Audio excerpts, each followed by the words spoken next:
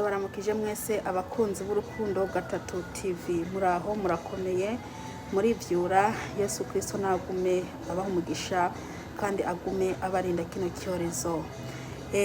Uyu ni wa mwanya Imana impaye wo kuvuga ijambo ryayo. Uyu munsi tugiye kuganira ku imbaraga z'Imana. Haleluya. Nkuko ejo nabwiye ko nari muri break, n'uyu munsi uyu mwanya n'umwanya wo kuruhuka iminota 10 yonyene. Niyo mpamvu mubona nza ntanga amavideo mato atarambuye, ariko muze mwihangana akazima ico Imana ibishatse kumenyesha abantu bayo kiba cyagiye. Burya mwacumvishije. Uyu munsi turasoma mu ijambo riri muri Zaburi 55 ku murongo wa 16 n'umurongo umwe wonyene. Nkuko nabwiye umunsi turaganira ku bintu bijanye n'imbaraga z'Imana. Reka senge. Uwiteka Mana Nyir'ingabo, ndagushima ko uyu mwanya kandi usubiye kuntiza. Mana, benshi bapfuye ariko ngiye wanyemereye ko mba muzima. Habwa icyubahiro n'izambaraga zawe Mwami wakoresheje kugira ngo unyemerere ko mpumeka n'uyu mwuka. Mana, habwa icyubahiro. Ndagushimiye Mwami ku bantu Mwami warinze bakaba ari bazima uyu munsi. Habwa icyubahiro. Nkaba ndagushimiye ku byo uri bukore. Oh haleluya. Urakoze Yesu. Ndaboheye Satani n'abadayimoni, ndirukanye imyuka yose mibi mu izina rya Yesu Kristo. Ndakwinjiza ndongekira umwuka wera kugira ngo ashigikire nasame nawe avuge, ni mu izina rya Yesu Kristo. Amen. Reka dusome. Jeho nzokwambaza Imana, uhoraho azonkiza. Reka nsubiremwo. Jeho nzokwambaza Imana, uhoraho azonkiza. Yesu nashimwe cyane. Iri ni ijambo ry'Imana. Uyu ni Zaburi yari karavuga ngo we ngazakwambaza Imana, uhoraho cyangwa se Uwiteka azamukiza.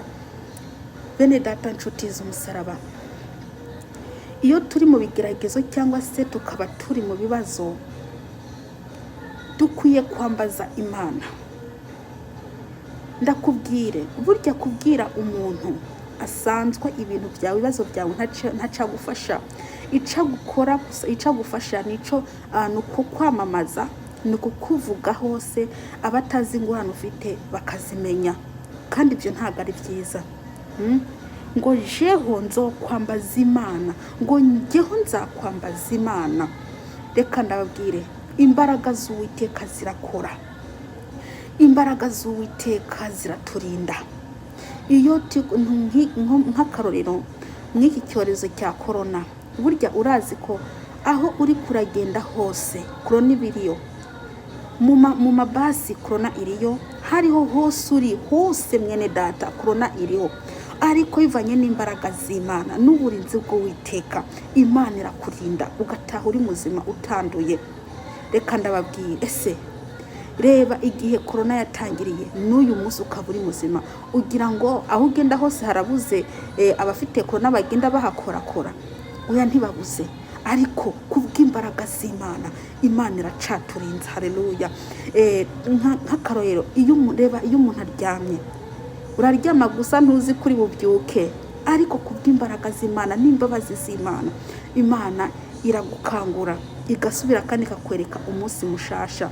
Imbaraga z'Imana. Haleluya. Nzokwambaza Imana, uhoraho azonkiza. Mwene data, urashobora kuba uri mu bibazo ariko ukaba wabuze inzira byaca kugira ngo utabagwe, ariko ndakubwirije ukuri ko wambaza Uwiteka. Wambaza Uwiteka, ni wambaza Uwiteka, ni uririra Imana. Ikindi mwene data, ico nshaka guhanura, ugiye kuririra Imana umenya ko atacyaha kikurega. Nuririra Imana atacyaha ufite, banza wihane wikureho ibyaha, kuko iyo uri kurasenga ufite ibyaha, amasengesho yawe n'umwotsi ntagera mu ijuru, ntagerayo, kuko aca afatwa mu kirere. Hari abadayimoni baje gufata amasengesho y'abantu. Iyo rero usenze uri umunyabyaha, ntago amasengesho yawe azamuka. Ni mwihane, twihane tuve mu byaha, ni muze twihane. Hari ikintu nabonye mw'aba bantu bera, abano bazungu, hari icyo nabonye kandi icyo kintu kiranyigisha cyane.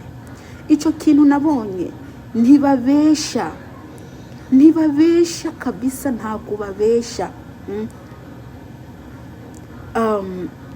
Ariko twebwe urukoba rw'umukara, twebwe abirabure turabesha. Usanga umuntu ugira ngo akuryeho ikintu abanza kukubesha, kugira ngo umuntu agutore umubere umugore abanza kukubesha. Mbese ububeshi gusa. Ariko mwene data, ni wihane ubwo bubeshi, ni mwihane ubwo bubeshi, mwihane ibyaha bitandukanye, ni mwihane ubusambanyi, ni mwihane uburyarya, ni mwihane kwambara ubusa, ni mwihane kwikinisha, ni mwihane ibyaha byo byose. Ni ukuri. Kandi ikindi, Yesu Kristo aragarutse, Yesu araje. Wame witeguye kuko utazi umunsi n'isaha. Haleluya. Ni wame witeguye kuko utazi umunsi n'isaha. Mwene data, nimuze twitegurire umwami Yesu, nimuze twitegurire umwami Yesu, kuko umwami Yesu araje, aragarutse, kandi agarutse vuba cyane. Nshatse kubwira rero ngo nimba uzi ko ufite ikibazo, manza ugira iki, witandukanye n'icyaha, manza uje kure y'icyaha, hanyuma ugende ubwira Imana ibibazo byawe. Ayo masengesho izayumva, izakumva kurira kwawe. Icyo nicyo maze kugenzura, nicyo maze kubona. Iyo ugiye imbere y'Imana ufite ibyaha, amasengesho yawe ntabwo yumvikana. Ariko iyo ugiye imbere y'Imana atabyaha ufite, atari ikintu kikurega, amasengesho yawe Imana irayumva. Nimuze twikiranure, tuje kure y'ikintu cyatuma Imana itatwumva mu gihe cy'amarushwa. Reka ndababwira ikindi, ntimukangwe n'ibi byorezo bihari, ntimukangwe n'ibi bintu, kuko ibintu bibi, ibihe bizaguma biza. Ariko ibyo bihe bibi ntabwo bizabuza umugambi w'Imana kusohora ku buzima bwawe. Ibihe bibi ntabwo bizabuza ko umugambi w'Imana usohora ku buzima bwawe. Imana iguma ikora ibitangaza. Ndakubwije ukuri, hari abo Imana igiye kugira neza mu uyu mwaka, hari abo Imana igiye kugira neza mu uyu mwaka, hariho n'abandi igiye kugira neza mu kwezi, hariho n'abandi igiye kugira neza mu amezi 2, 3, 4, 5. Buri kwezi hari abo Imana ikiragira neza. Uko n'ukuri ndakubwije mwene data, hari abo Imana igiye kwishura amasezerano yabo mu kwezi kwa 2, hari abo Imana igiye kwishura amasezerano yabo muri kujya kwezi kwa 3.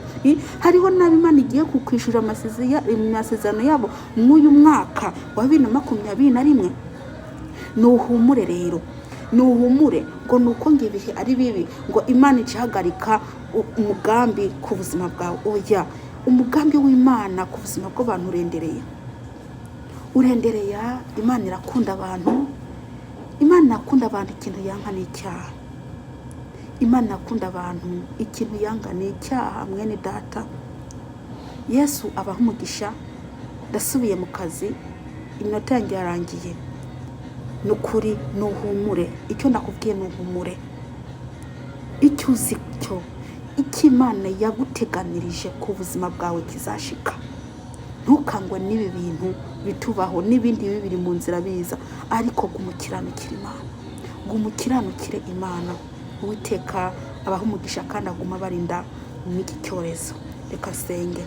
Data, mu izina rya Yesu Kristo ndagushima ko uduhaye ijambo ryiza. Umwami Yesu, ndakwingiza umuntu ari wese ari buryumvize rimugira akamaro. Urakoze Uwera wa Isirayeli, mu izina rya Yesu Kristo. Amen.